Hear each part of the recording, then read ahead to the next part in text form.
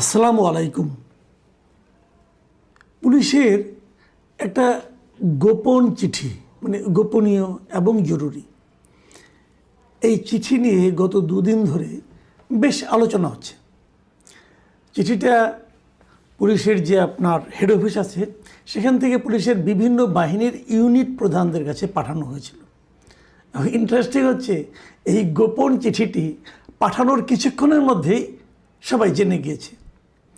তো তারা কিভাবে গোপন চিঠি পাঠালো, কিভাবে সবাই জানলো, এটা এক গভীর রহস্য। যাক, সেই রহস্য উদ্ঘাটনের দায়িত্ব আমাদের না, আমরা সেটা বলতেও পারবো না কিভাবে কি হয়েছে। তবে আমরা যে কথাটা বলতে চাচ্ছি সেটা হলো গিয়ে যে এই চিঠিতে কি লেখা হয়েছিল। এই চিঠিতে লেখা হয়েছিল এই দেশে রাষ্ট্রের বিভিন্ন গুরুত্বপূর্ণ স্থাপনায়, যেমন ধরা যাক জাতীয় স্মৃতিসৌধ, বিভিন্ন ধর্মীয় উপাসনালয়, বিনোদন কেন্দ্র, শাহবাগ চত্বর এবং সেনাবাহিনী বা পুলিশ বা বিভিন্ন শৃঙ্খলা বাহিনীর বিভিন্ন স্থাপনা অথবা তাদের কোনো সদস্য, এদের উপর এক ধরনের হামলা হতে পারে এবং সে হামলা বোমা বিস্ফোরণ হতে পারে, ধারালো বা দেশীয় অস্ত্রের মাধ্যমে অথবা আগ্নেয়াস্ত্রের মাধ্যমে হামলা হতে পারে। এবং এরা যেন এই পুলিশের এই যে বিভিন্ন যাদেরকে চিঠিটা পাঠানো হয়েছে বিভাগীয়, তাদেরকে বলা হয়েছে তারা যেন সতর্ক থাকে। এই হলো চিঠির মূল বক্তব্য। এবং যেহেতু সবাই এটা জেনে গেছে, যে পুলিশের সংশ্লিষ্ট বিভাগের কয়েকটা বিভাগের প্রধান এটা স্বীকারও করেছে, হ্যাঁ এই ধরনের চিঠি আমরা পাঠিয়েছি এবং সেই ধরনের আমরা ব্যবস্থা নিয়েছি। এই হলো গিয়ে ঘটনা। এবং এই চিঠির উৎসটা কি, কেন এটা হয়েছে, একটা উগ্র সংগঠন কি আছে কি না আছে, একটা জঙ্গি গোষ্ঠী আছে কি না আছে, এটা নিয়েও নানা ধরনের কিন্তু আলোচনা হয়েছে। রিসেন্টলি একজন লোক এরকম গ্রেফতার করা হয়েছে, তার নাম ইশতিয়াক আহমেদ সামি। বলা হচ্ছে তার সঙ্গে নাকি সেনাবাহিনীর থেকে অবসর নেওয়া অথবা মানে চলে যাওয়া সাবেক দুইজন সেনা সদস্যের একটা গোপন যোগাযোগও নাকি তারা উদ্ধার করতে পেরেছে।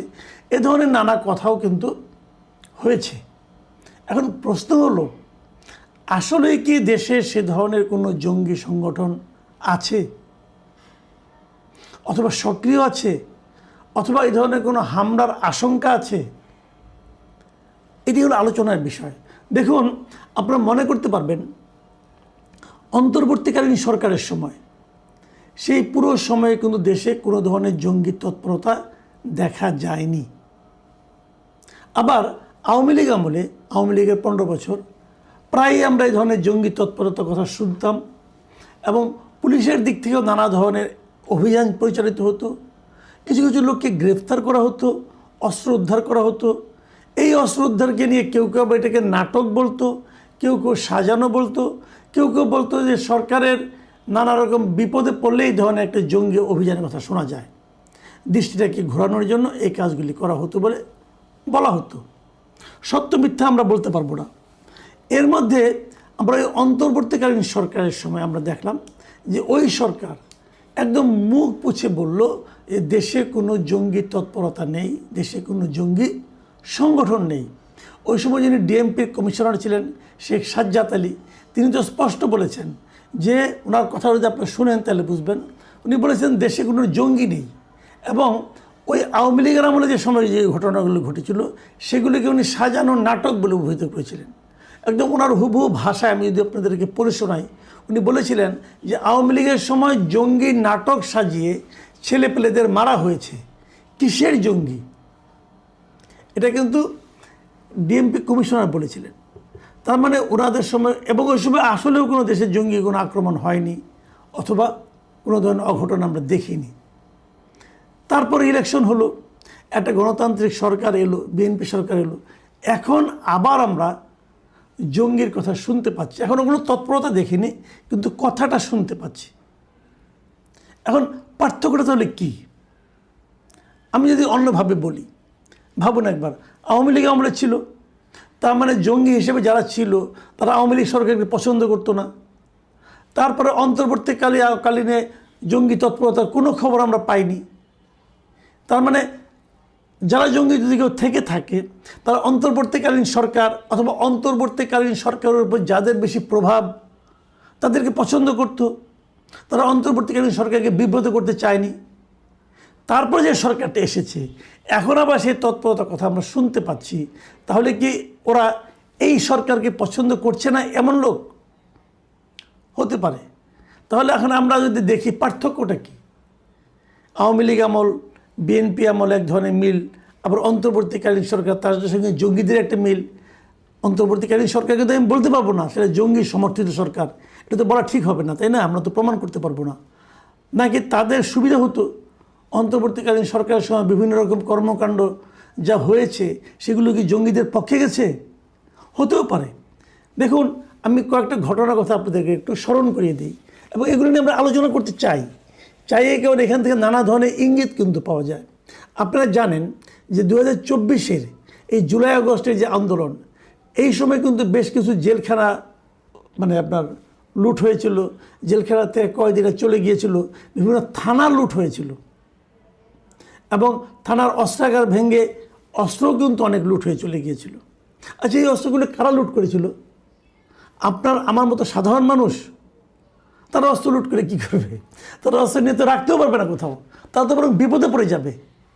তাহলে কারা অস্ত্র নিয়েছে? যারা অস্ত্র নিয়েছে তারা কি অস্ত্রগুলি নিয়ে তাদের যার যার ঘরের শোকেসে সাজিয়ে রাখবে? নিশ্চয়ই অস্ত্র শোকেসে সাজিয়ে রাখার জিনিস না, এবং যদি কেউ রাখে সে তো বিপদে পড়বে। তাহলে তারা অস্ত্রগুলি কেন নিয়েছে? এত ঝুঁকি নিয়ে অস্ত্র লুট করা তো কি ঝুঁকির ব্যাপার? এই ঝুঁকি নিয়ে তারা কেন অস্ত্র লুট করেছে? আপনি এভাবে ভাবতে পারেন তারা অস্ত্রগুলো ব্যবহার করার জন্যই লুট করেছে। তো ব্যবহারটা কোথায় করবে? তারা কি সেই রাইফেল দিয়ে পাখি শিকার করবে? ওগুলি গুলিও তো তারা কিনতে পারবে না অত সহজে, ওগুলি চোরাইভাবে কিনতে হবে। তাহলে ওগুলির ব্যবহারটা কি? একমাত্র ব্যবহার হলো সন্ত্রাস তৈরি করা অথবা জঙ্গি কাজে ব্যবহার করা। তাহলে আমাদের দেশে এই মুহূর্তে ওই লুট করা অস্ত্র দিয়ে জঙ্গি বাহিনী গঠনের মতো বাস্তবতা আছে।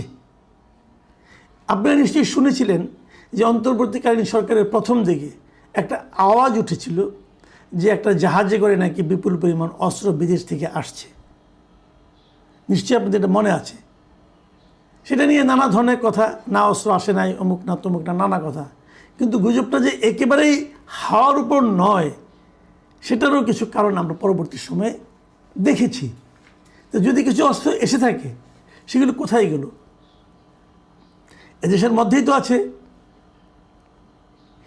সরকার অন্তর্বর্তীকালীন সরকার বেশ ঘটা করে একাধিকবার ডেভিল হান্ট, অমুক হান্ট তমুক হান্ট এগুলি অভিযান পরিচালনা করেছে। তারা কিন্তু এই সময় অস্ত্র উদ্ধারের কোনো পরিচালনা চালা নাই, অস্ত্র উদ্ধারের জন্য কোনো অভিযান করে নাই।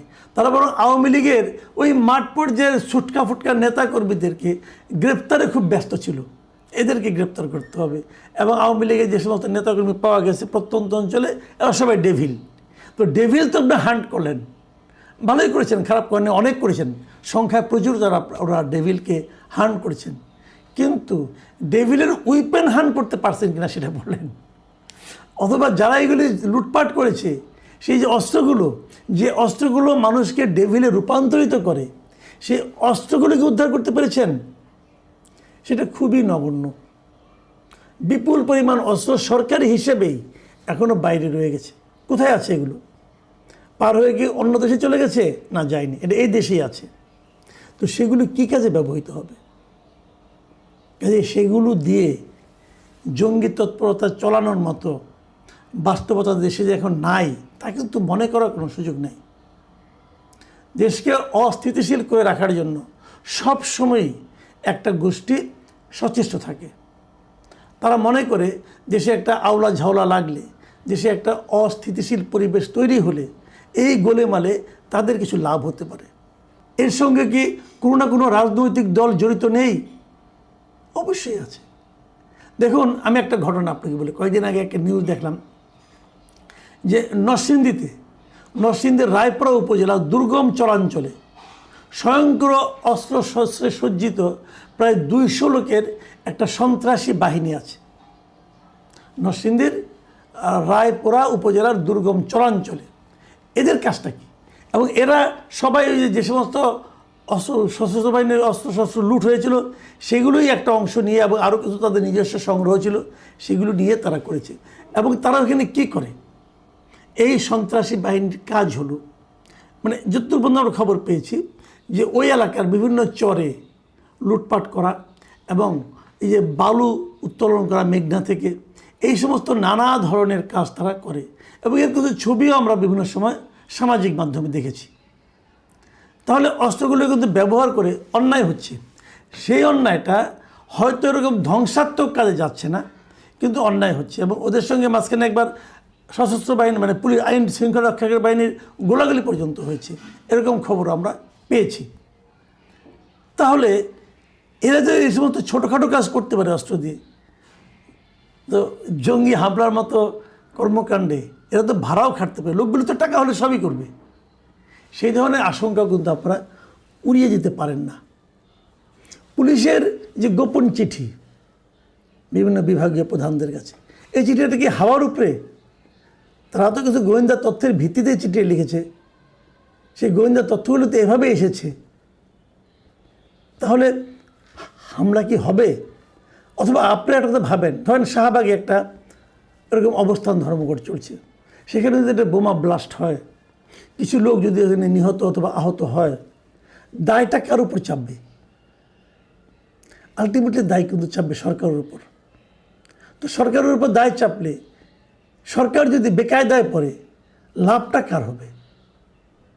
সরকারকে কারা ফেলে দিতে চাচ্ছে? যাদের লাভ হবে তাদের হয়েই কি এই জঙ্গি তৎপরতা চলবে আগামী দিনগুলোতে? এই প্রশ্নগুলো নিয়ে কিন্তু ভাবতে হবে।